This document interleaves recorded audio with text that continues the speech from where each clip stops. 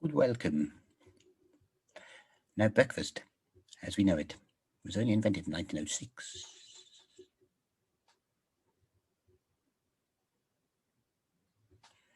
Prior to that, people were clamouring for a luncheon first thing in the morning. Yes, they were. They became so elaborate that servants were regularly getting up at 3:30, 4:30 in the morning to put on the roast. After the roast, the explosion of subsequent sacred napping caused havoc amongst the economy. So, how did breakfast become the toast and fruit-addled magnificence with which we are most familiar today? Well, let me tell you. Imagine the scene. Earl, David breakfast, hyphenated, had been up all night in a card game with Duke Farnworth. Now David breakfast, hyphenated, became hungry. And so he called for his servant. Jeeves, he said, mellifluously. Jeeves, will you bring me? Now Jeeves had already prepared a beautiful partridge with all the trimmings. But David, breakfast, threw it away in his stupid little Jeeves' face, as was right. He said, Jeeves, mellifluously, with all of the air of a man with the natural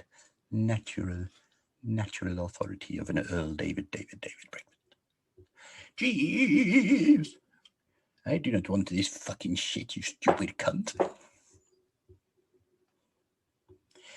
Bring me, and this was where the inspiration came, bring me a bowl of popped rice.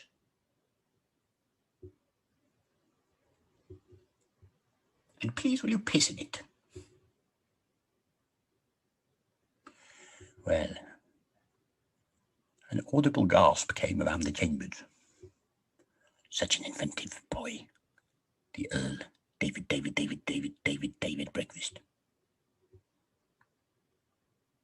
Jeeves got straight to it. He ambled downstairs with all the gracelessness of the lower classes in his rather sheep-like face and goaty smell. And he got some rice, he popped the fuck out of it. He did, he popped it. Pop, pop, pop, pop, pop. Each one individually popped with the fair breath of his only child, Gregory. And then to piss. But Jeeves could not piss, for he himself had been up all night, taking high-grade ecstasy pills. And not only had he bitten half his cheek off, yet he was also completely devoid of any water or urine. Well, what was he to do? He tried and he tried to piss and piss, and only dust was coming out. And every time he touched his little winky, it felt like one of those little erasers that you used to get on the top of a pencil. He had no sensation whatsoever. And so, to the beat of an old track by Alternate that he had rambunctiously flowing in his veins, he danced around. There was no piss anywhere. This was not going to work. Luckily, and as usually happened at around 6 a.m. in the morning at 6 a.m., the cow passed. Jeeves said, "Hello, Mr. Cow." The cow said, "Moo." He said, "Hello, Mr. Cow." The cow said, "Moo." He said, "Hello, Mr. Cow." The cow said, "Look, I'm a fucking girl. All cows are girls. Bulls are boys, right?" Oh. Anyway, as the cow was passing, Irving's food, I think her name was something like that, Ermintrude. One of those foreign names. He pulled her tits. Now, in a cow's tit is called an udder. It's astonishing, isn't it, the things that they make up these days. And out of that udder came this white piss. Well, quick as a flash, 5 years later, he poured that cow piss from the udder atop Gregory's popped rice, as Gregory stood in the corner, facing the wall, as was right, the little fuck. He brought it up, Jeeves, to Earl David breakfast.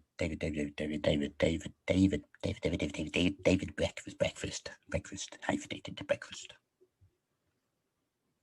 But by then, they were all dead. And that is the story of how breakfast became the meal we all know and love today.